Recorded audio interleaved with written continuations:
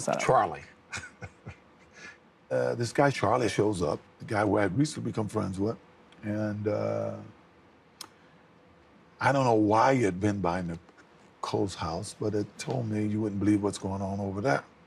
And I remember thinking, well, whatever's going on over there's got to stop, right?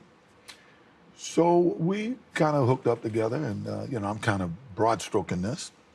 We go over, get in the Bronco and go over. Let's just go back and do the details. Where did you park? This is the detail. You park in the hypothetical in the alley. Right. You park in the alley. Yeah. And you put on a wool cap and gloves. In the hypothetical, I put on a cap and gloves. Right. Yeah. And you reached under the seat for? A knife. I always kept a knife in the car for the crazies and stuff because you can't travel with a gun. And I remember Charlie saying, you ain't bringing that. And I didn't, right? But I believe he took it. Charlie took the knife? Yeah. In the book. Yeah. Yes. So the back gate, you go through the back gate? Yes. And it was open or broken or? I don't recall. Okay. I go to the front and I'm looking to see what's going on. And I can see that it appears like Nicole had candles all the time. She really did, to keep her overhead down, I think. And music was on, and while I was there, a guy shows up. You know? So Ron Goldman comes in the back gate. Yeah, a guy that I really didn't recognize. I may have seen him around, but I really didn't recognize him to be anyone. And in the mood I was in, I started having words with him. He says to you, I just came by to return a pair of glasses. Judy left them at the restaurant. Yeah, words to that effect, yes. And he was I don't know if I believed it or didn't believe it. It was pretty much immaterial because, you know, I was more concerned about everything that was going on, you know, and was fed up with it, I guess. And you get into a fight. Nicole comes out. A verbal fight. Got a little loud, and by that time,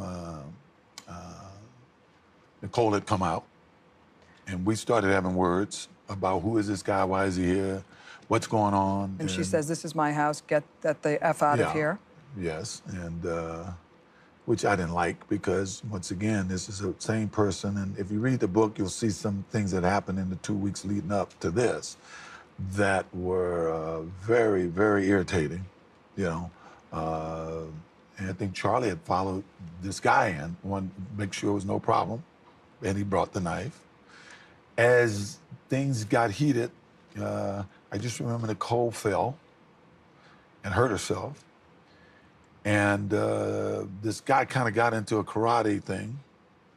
And I said, well, you think you can kick my ass? And I remember I grabbed a knife. I do remember that portion, taking a knife from Charlie. And to be honest, after that, I don't remember.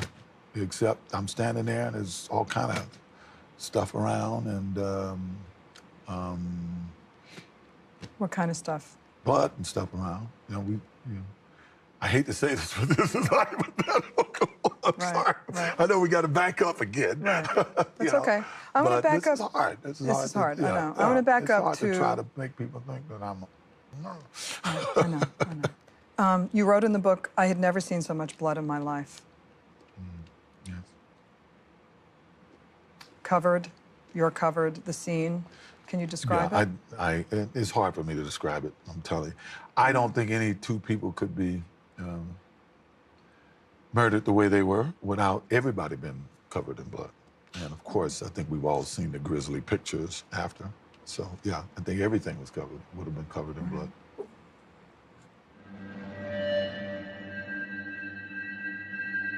And what goes through your mind at a time like that? I don't know. It's like, what happened? Right. Mm-hmm. You write about removing a glove before taking the knife from Charlie. You know, I had no conscious memory of doing that, but obviously I must have because they found a glove there. And blacking out. Have you ever blacked out before? Not to my knowledge. No. No. Of course, if something like this would take place in anybody's life, if it were to happen, I would imagine it's something that you would probably automatically have trouble wrapping your mind around it. It was horrible. It was absolutely horrible.